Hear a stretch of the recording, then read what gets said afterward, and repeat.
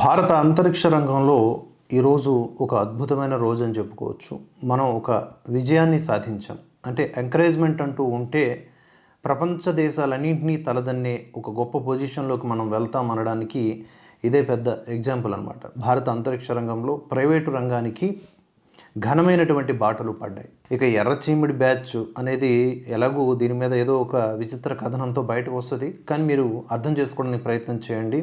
ఎప్పుడైనా సరే పోటీ అనేది ఉంటేనే అద్భుతమైన ఆవిష్కరణలు జరుగుతాయి. గుత్తాధిపత్యం అనేది ఉండకూడదు, దేంట్లో మొనోటనీ అనేది ఉండకూడదు.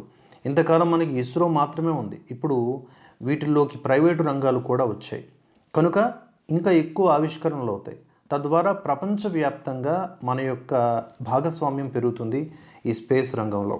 అందులో భాగంగా ఇవాళ ప్రముఖ space tech startup Skyroot aerospace పూర్తి స్వదేశీ పరిజ్ఞానంతో రూపొందించిన తొలి ఆర్బిటాల్ క్లాస్ రాకెట్ విక్రమ్-1 దీన్ని విజయవంతంగా నింగిలోకి పంపించింది.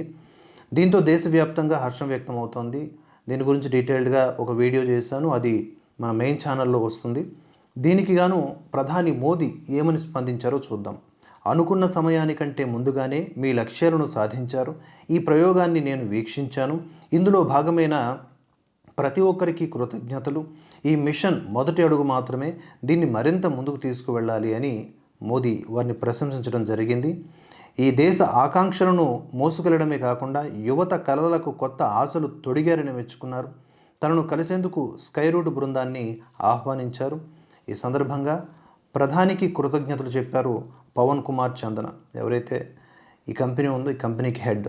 ఈ రాకెట్ను పూర్తిగా దేశీయంగా డిజైన్ చేశామని కూడా ఆయన వెల్లడించారు.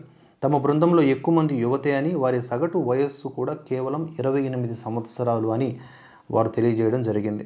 ఈ లాంచ్లో భాగంగా మోదీ స్వహస్తాలతో వందే మాతరం అని రాసిన పోస్ట్ కార్డును అంతరిక్షంలోకి పంపించారు. ఇది హైలైట్.